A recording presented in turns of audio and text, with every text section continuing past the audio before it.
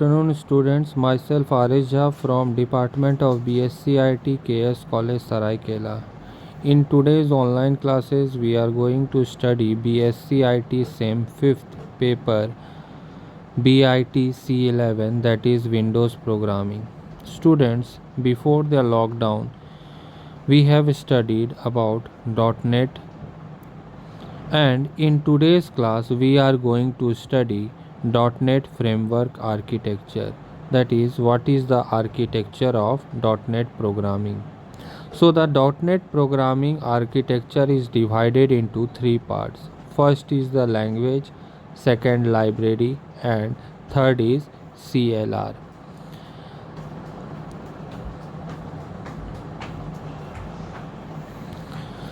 The language part is again divided into Windows Form, ASP.NET, ADO.NET, that is the language which we are going to write our .NET programming. Second is library. It consists of all the class libraries which we are going to use in our program. And the third one is the CLR, which is known as Common Language Runtime. So, first is the Common Language Runtime. The Common Language Infrastructure, or CLI, is a platform on which the .NET programs are executed. The CLI has following key features. First is exception handling, which is also known as error handling, that is, which is going to handle the errors which may occur during the program execution. And next one is the garbage collection. Garbage collection means the resources which are acquired by the program is going to be freed by the garbage collector.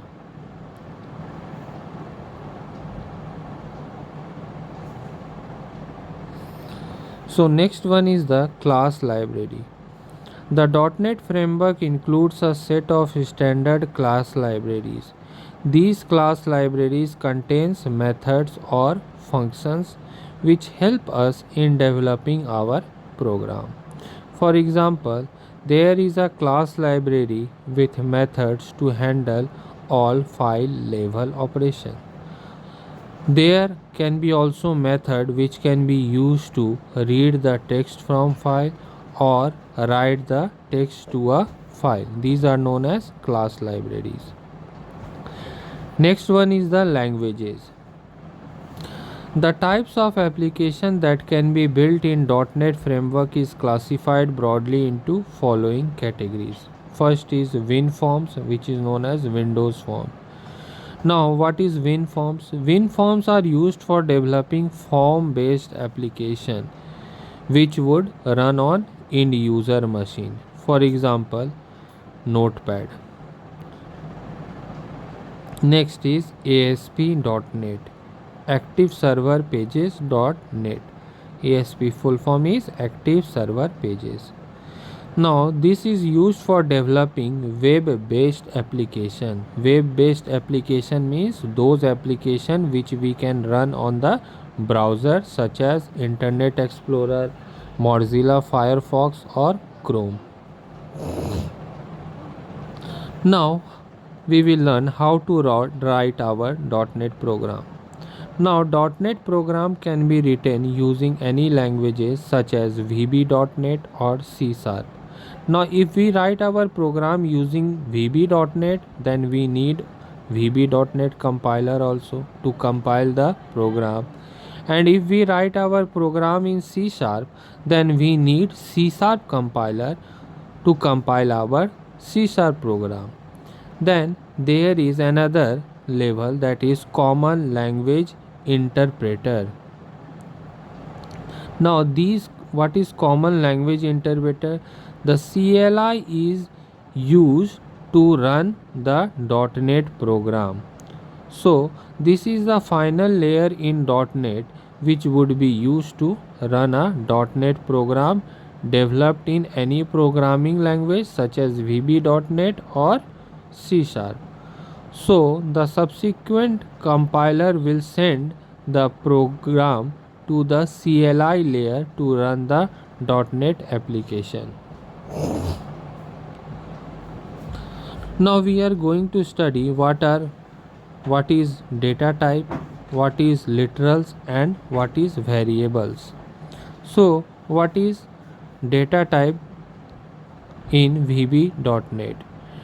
Now data type determines the type of data that any variable can store. Means which type of value the variable is going to store is determined by data type. Variables belonging to different data types are allocated different amount of space in memory. Yes, in previous languages which we have studied, we have seen there is data type of integer, character, and float, and different data types occupy different memory sizes or have different memory sizes, so they occupy different amount of space in memory. Like integer is used to occupy 2 bytes in C, we have studied. So here also it is similar. Now there are various data types in VB.NET. These are Boolean data type, which consist of two types of value, either true or false. Next is byte. The allocated storage space of for byte is 1 byte and its value range from 0 to 255. Next is char, that is for character data type. Allocated a space of 2 bytes, value range from 0 to 65535.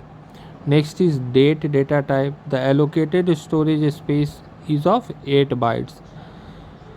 Next is integer data type, which has a storage space of 4 bytes and its value range between -2 147 483 648 to 147 483 647 for signed bit. Next is long data type. It has a storage space of 8 bytes and its number range from -9 223 372 036 854 775 808 to 9 223 372 036 854 775 807. Next is string data type. The string data type is going to store value of type which has more than one character, and the storage space allocated depends on the platform of implementation. Its value range from 0 to 2 billion Unicode characters. Now what is literals? So the values that are going to be assigned to a variable are known as literals. So literals are representation of values within the text of a program. For example, as you can see below, we have written x equal to y into 10. Here 10 is nothing but literals, whereas x and y are not literals because they are variables. So literals have data type just like variables do. The 10 in this code fragment is interpreted by the compiler as type integer because it is an integer that falls within the range of the integer type. Next is what is variable. So what is variable? Variables are name of memory location that is going to store the actual value. How we can declare variable in VB.NET? So to declare a variable in VB.NET, we use the keyword dim, then space, variable name, space, as, and data type name. So as you can see in the syntax, in the above syntax, variable name is the name of the variable while data type is the name to which the variable belongs. For example, if we want to declare a variable x in VB.NET, then we have to write the code as dim x as integer. Here x is the name of the variable and integer is the data type, and dim is the keyword which is used to declare a variable. So that's it for today, student. Hope you have learnt about .NET framework architecture, how to write its program, and what are data types, literals and variables which is used in .NET programming. Thank you.